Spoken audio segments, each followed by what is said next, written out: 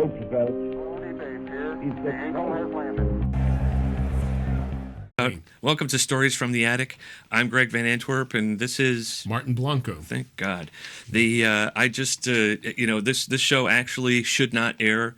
It is top secret. Top secret. Confidential. Confidential. Top secret. It is. It's a Q code. Is it level Q code? We think a Q classification. It is. Well, it's a. You know what? I can't even. You can't even say that. I can't even say that. Okay. The alphabet that we use in the biz, Martin, doesn't have a Q in it. Okay. By the way, there's a. If anything happens to us after this air, that's right. People, please know that the man came for us. We were honest in our intentions. We're going to be in Guantanamo Bay. I want to rewrite Guantanamera to be Guantanamo. Guantanamo. Okay. Guantanamo. Never mind. We'll save that for yet another show. Very good. Anyway, as I falsely introduced, like the show was beginning, it actually is beginning. We are here, and the show is top secret. As we have up here, it says secret. So if it's not clear to anyone that the show is secret. Well, if it says it there, then it absolutely must has to be true. Yeah. So right, you do need a level Q security clearance in order to watch the show. But really, what the show is about, we have some very interesting pieces of military-esque correspondence. And again, I can't say that it's military because it's top secret, Martin. You can either confirm or deny that it's military-esque. It is. And it deals with two wars. A couple of big ones. First, World War II, and then the next one. That was a big one. That was a big one. And then the Civil War.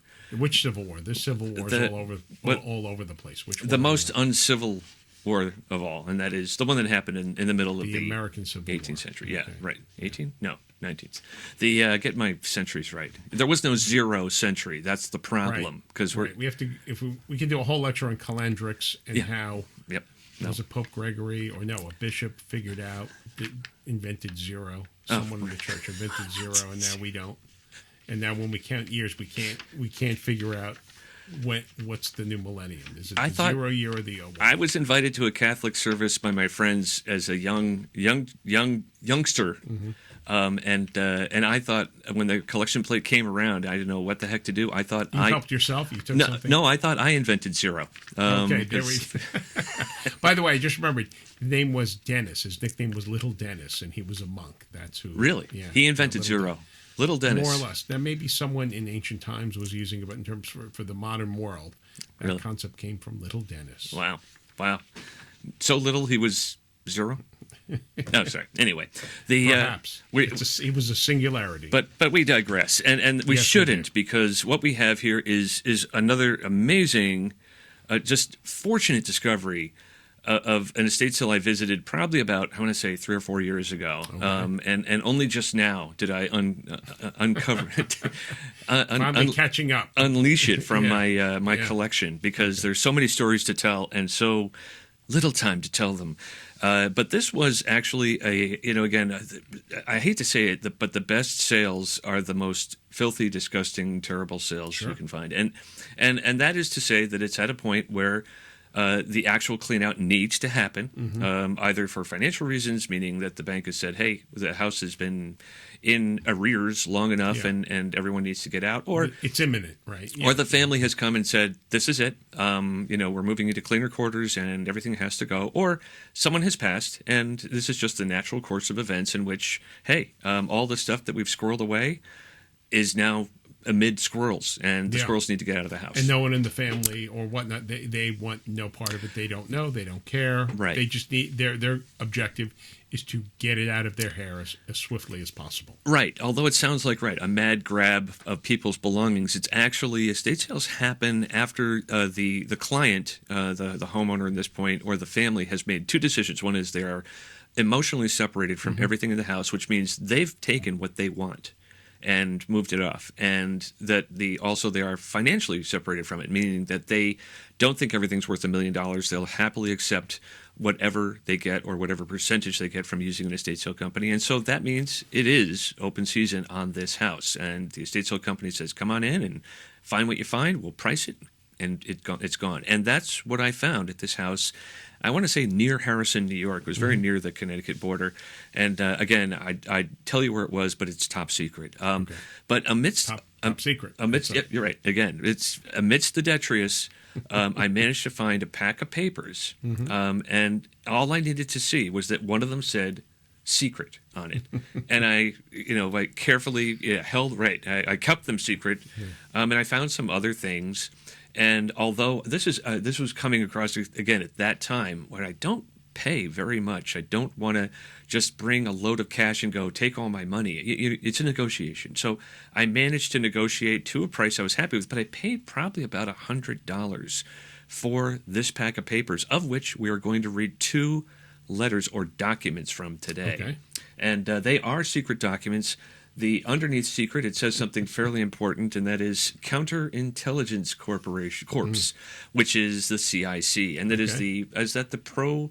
That's before the CIA. That's before Right. not There was before the Office of OSS. OSS, Right. and then maybe the CID was a division of it. I don't know if it was a separate. I don't know if it was I don't- a separate organization, Right, or 'cause, just well, 'cause part of the OSS. I Each don't branch of the remember. military had their own intelligence services, and sometimes they combined their intelligences all together, and then we found zero again. Thanks to Dennis, little Dennis. Anyway, no, sorry. Again, this is more likely to get us in trouble than anything else. I admit, but I don't know this man. We've never met. this man doesn't know. I was this man. walking down the street. Someone asked me for a match. Next thing I know, I got bopped over the head. A bag was thrown over me. I was taken someplace, and here I am. That's right. And right. And then again, you're going to get hit again and taken somewhere else again. So it's just a continuous events of Walter Mitty-esque adventures. What do we? Nice reference. What do we have? What do we have? Well, what we have is what we have are some handwritten notes and typewritten notes, typed notes by this particular investigator, and he is with the CIC. The date is 1944. We are in the midst of World War II. We are after Italy has basically turned themselves over to the Allies. Amen. Left the Axis powers, but in the absence of they've been being part of the Axis powers, they are in a bit of a problem. So there's a couple problems, and that is when that happens. You have to make sure that, and so the U.S. government sends in 2 teams, right, at least, other than the cleanup people. But they need to take control of the economy, and they need to make it stable and make sure that happens. And that is the subject of a future podcast, because I have all that information in another find. And the other thing is they have to come in with intelligence to make sure that the country does not destabilize and go back into its fascist ways, which caused Mussolini to come to power in the first place. Isn't it kind of sad that we have to reiterate the fact that instability is like the biggest threat, and one of the biggest successes of the United States, particularly in the 20th century post-war, is the stability. And when you mess with that, bad things happen. But in post-World War II, as countries were, the Axis powers were falling, you needed to establish some order so that it didn't continue to devolve into more ugly and violent, ways. And I think economically and geopolitically, what we did in the post-World War II, what happened, how Europe resettled, has by and large been good. Not saying anything is perfect, but stability. As we go forward, remember that stability is the key to peace. We are not crossing eras over any bridge that's unstable. You wouldn't do it. You basically stay in the past and you wouldn't move forward. And basically you would fester and lay fallow and bad things would happen. But so we need a stable bridge to cross over to the next era, and that's kind of what they're doing here. That as the CIC is sending out agents and also taking in tips, are there any fascist activities going on? And any little tip has to be hunted down and has to be. Has to be investigated and has to be reported on and has to be documented. And what makes these papers so rare is that there are many typewritten documents in my collection that I've found, but there are many pencil documents. These are just written in pencil. This is the notes. This is primary source. Primary. First round. Right. Exactly. First round of these intelligent assessments. That's right. This agent. You don't get closer Yeah, to the right. action than this. The pencil just left the paper, and then we get to walk in and go, "Thank you, we'll take that." Yeah, and that's what's so exciting about this, and so it is a piece of history, and yet there is a nature of amusement in such a serious thing, and we're going to enjoy that thoroughly. Okay. I have a letter. A confidential report to read, and you have one to read. One Shall we each. draw straws and see who gets to read theirs first? You have to. I don't want to compete. I'd say you should decide which would have the drama or the comedy of the show. Right. What is the most effective order? I'll let you decide. You let's can't go see. wrong with either one of these. I'm going to start. I'm going to say, you know what? I'm going to let you go first. Okay. It's like we're playing password. I think I'll pass. I'll pass. You're the fastest to Martin. Play. It's like okay. The password is right. Okay. The confidential report is. Confidential report is all right. So may I? Yes. So should I? Okay. Read as much of the header as you can, and do your best, with the Italian names because they deserve to be pronounced. Some I think I'll do okay with. Some I'll be. All right. I may correct muddling you. my way through. Please do. So it's something type, Carl Zeip. I don't know. And some numbers scribbled, but then it's dated 14 March 1944. 14 March 1944. The troops are marching forward. Okay. All right. March forward. Memorandum for the officers in charge. Right. Subject: Nazi flag. Regarding Nazi flag found flying on balcony at 43 Titi Angeline. Oh, see, now that's a definite case of fascism right there. That's a problem. That needs to be investigated. Right. I mean, there's no ambiguity as to what that flag means. That'd be like, wait, what? Okay, all right. That's So a get on this. a red herring. So And, they send their best people. their best people, right? And this is the field report. Okay. On it sounds nefarious, doesn't it? It does. It's like that's kind of like the flying the flag. I thought we settled this, Yeah, right? yeah, we got you guys out of here, and now suddenly you're just back flying flags willy nilly. Let's see what's going on. Okay. On March 10, 1944, this office received a report from the HQ 111 Provost Provost Court, that they had discovered a flag with swastika emblem waving from the balcony of a private dwelling in the Vanero district of Naples. This agent made inquiries and learned that the flag belonged to Albert Kramer. Albert Kramer.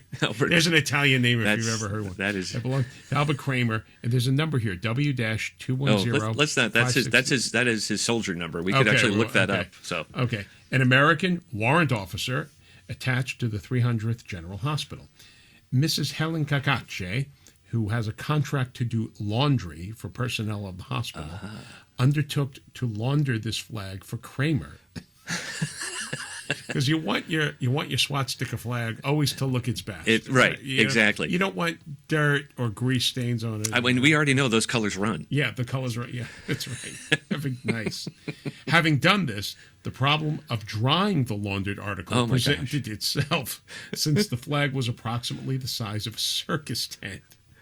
This wasn't a little hand thing. Right. It wasn't like a circus tent. So good Lord. Now, what do we do with the Nazi flag? She decided to fold it so that the swastika would not show. Very thoughtful. Smart lady. As Italians will do, hung it from her balcony overlooking the Bay of Naples. The Bay of Naples. All for all to see. Okay. Oh, my God. The wind, however. The wind had other ideas. Unfurled the laundry, and traffic stopped in amazement for miles around.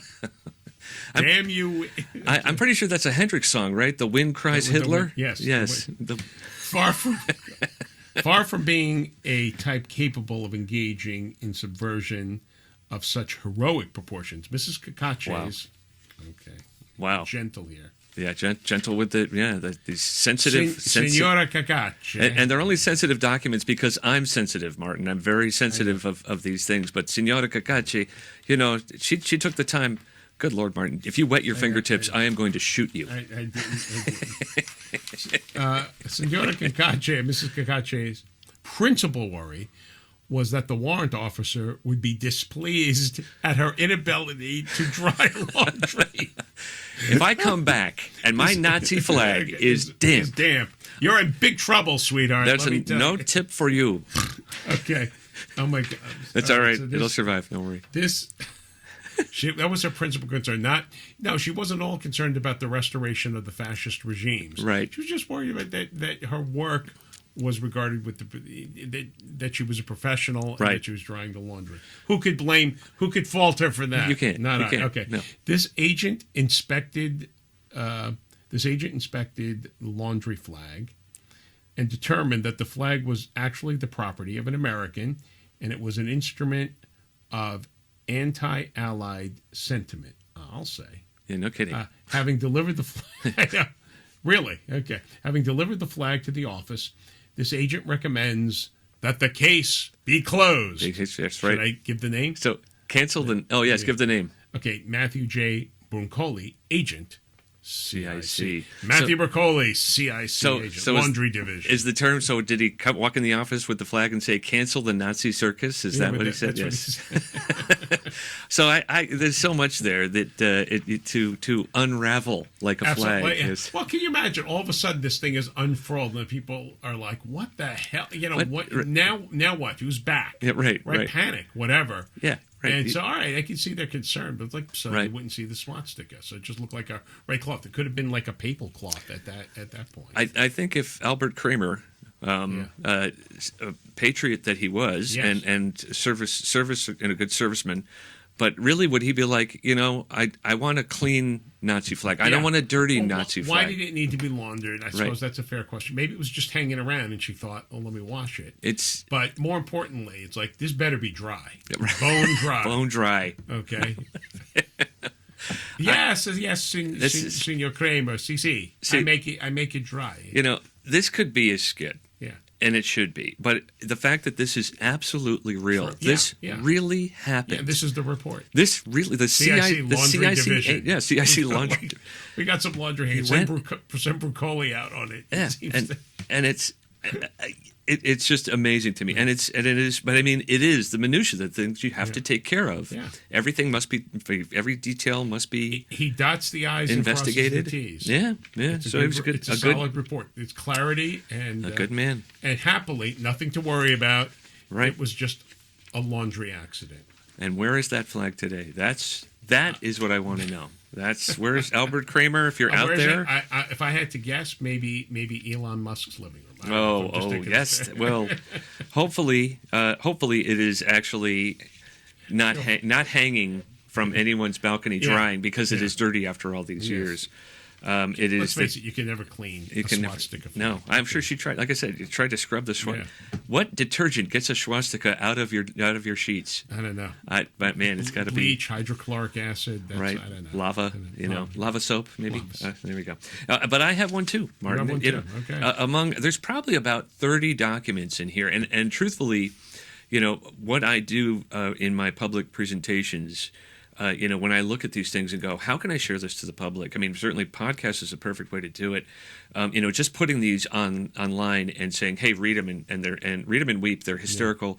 They're amazing history, one of a kind. But that's not enough. I mean, I would love to take this into a school, say high school age students, and give each one of these reports and have them hunt down the characters in each, the real people on these names, and find. Maybe find some kind of history, just because so much of this information is right in our. I'll tell you who I'm interested in. I wanted the story of Mrs. Kakachi, the laundress. I want to know Albert Kramer and where he is now. The secret. I mean, maybe he and the laundress, my beautiful laundrette. Yeah, maybe.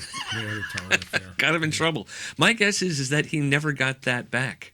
They were probably they were probably like, okay, we'll take this. This is Exhibit A or Exhibit N. So here's another one, which again is one of many. Another handwritten note that, and again, the handwriting, although script is easily crystal clear. And this is another incident that needs to be investigated. And the memorandum is for the officer in charge. It is 14th March. 1944. Look at it, same time of year. Yeah, and it's busy. Yeah, busy. He's been busy. And it's like and it has a reference. So it's R.E. Gallinoro, Mariano, Fu Giuseppe, Vecchia, Capodimonte, number 5, Naples. So that must be the address, maybe name and address. Yeah. And it's funny. There was a subject line that's been crossed out, and it's called alleged anti-Allied posters. Okay. But the office received a report from the 3rd MP district that subject had been arrested on the 9th of March, 1944, for painting "Viva Fascista" and "Viva il Re" and "Via gli Alianti." Etc. I have not pronounced those correct. I think everything with glee. It's more Glee. Oh, Glee. Okay. But it's not glee. It's Eliti, and it's like glee. Alleati. Eliti. All right. Good job. Good job. I got there almost. And then etc. I don't know what language that is. And had Latin. Latin. Oh, thank you. It's all Greek to me. And had painted the swastika emblem. Oh dear. On certain walls. Oh, so they got this guy for painting. Oh my gosh, painting swastika It's one emblem. thing to furl laundry out. It's an entirely different thing to actually paint it. Right, to paint it on a wall. It's a That level is of commitment. and that's funny. Is graffiti an Italian word? Yes. It certainly is. It goes Interesting. back to Roman times. Graffiti. Okay. We've all seen The Life of Brian. On the 10th on the 10th of March, I mean, again, watch list for this episode, go watch Life of Brian. On 10th of March, 1944, this agent interrogated subject regarding his background and associates to determine for what purpose he undertook to paint such posters. Yeah. Or such, he didn't paint a poster, he really they didn't call it graffiti. I guess what is the American word or English word for graffiti? Graffiti is the is the American. They couldn't translate graffiti, I guess. It was like, We use it's it. graffiti.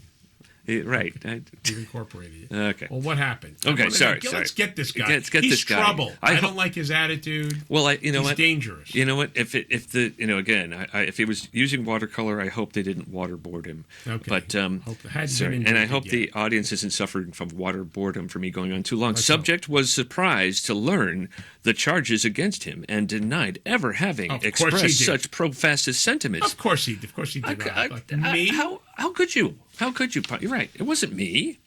Me. It was, So this agent interviewed the military police who offered copies of the inscriptions, which they had copied from the walls. Now, how did they do that? They didn't photograph it. They copied it. So now they themselves are guilty of these Nazi and fascist statements. Reported. It's right. It's not hanging on a public building. Right. They didn't hang it from a. Right. It's in a secret.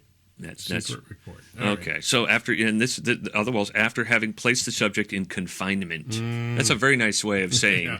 Huskow. Yeah. But this, let's see. So in the company of a caballero, and a caballero is It's an a part of officer, the police, member of the maybe a local Carabinieri police, force. yeah, Yeah. caballero. I do. It's funny.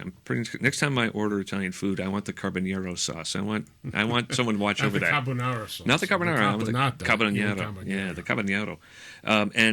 Subject and this agent drove to the scene of the arrest to inspect the inscriptions Smart. Let's take a look at them for ourselves. and found that what? And then it stops. Okay. So I'm going to turn this over. It's a page turner. It's a page turner, and I'm going to lose the staple here as well.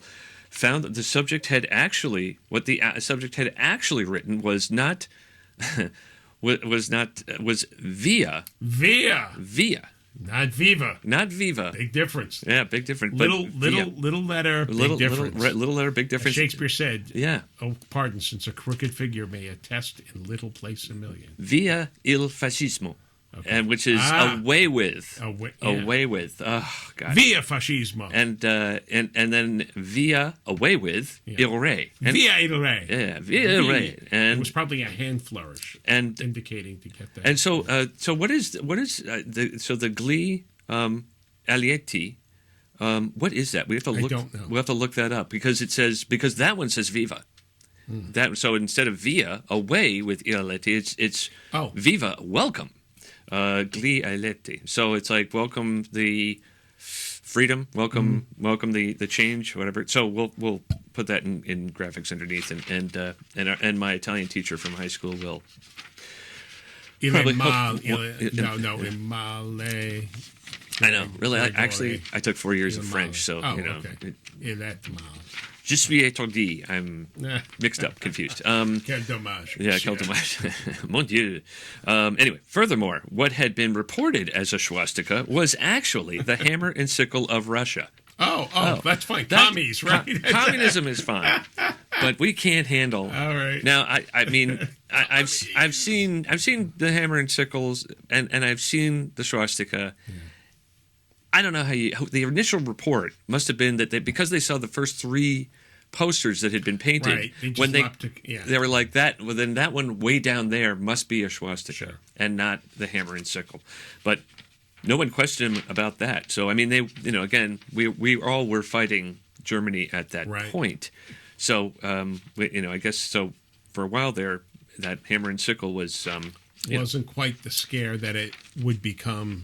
That's right. Subsequent to this, before we That is pretty funny, but they got the whole thing wrong. They got the whole thing in their hands wrong. Yes. So the agent requested the immediate release of the subject. And recommends that the case be closed. And that is Matthew J. Brucoli, agent. From the Brucoli CIC. files. Yes, and that's approval from Nicholas A. Fortunato. Again, that's another Italian name. Yeah. So they're working close hands with Italian. With the Italian gendarmerie. The local authorities. Carbonaro. Yeah, not Carbonara. But Caballero. Not Caballero. No. Okay. Sorry. I'm very saucy today. These are great. I'm very saucy today. These were great. These field reports were. These are great, and there'll be more podcasts from the top secret files of the CIC, and I've even written top secret on the folder so that we know that it is top secret. Ambiguity. No ambiguity. It is official. I've written it in an official way. Officially, we know. Okay. So that's that could great. be actually, that could actually be an episode. We have actually been talking for 29 minutes, Martin.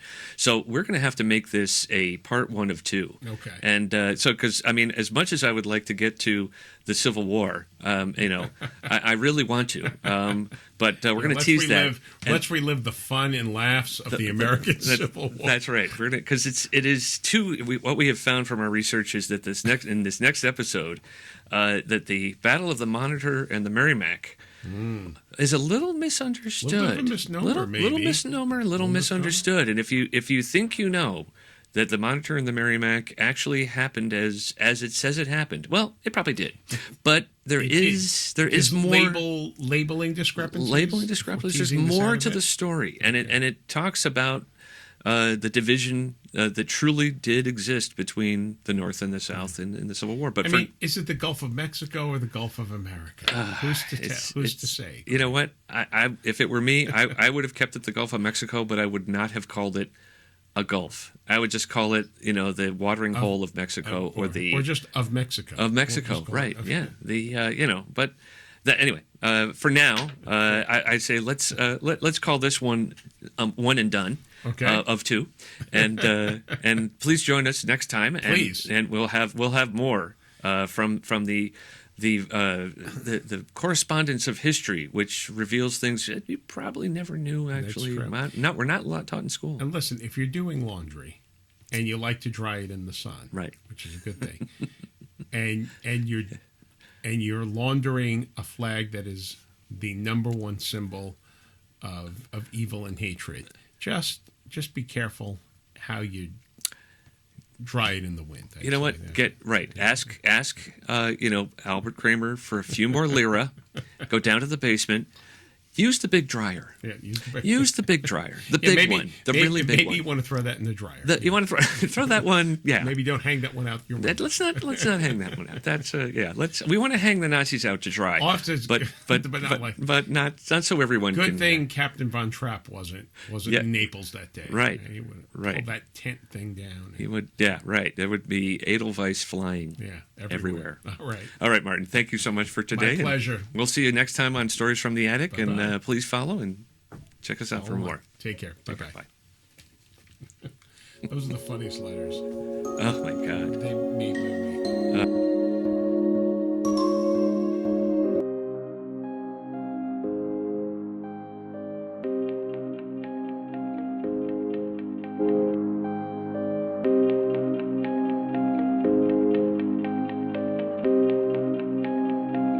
President Roosevelt The Eagle has landed.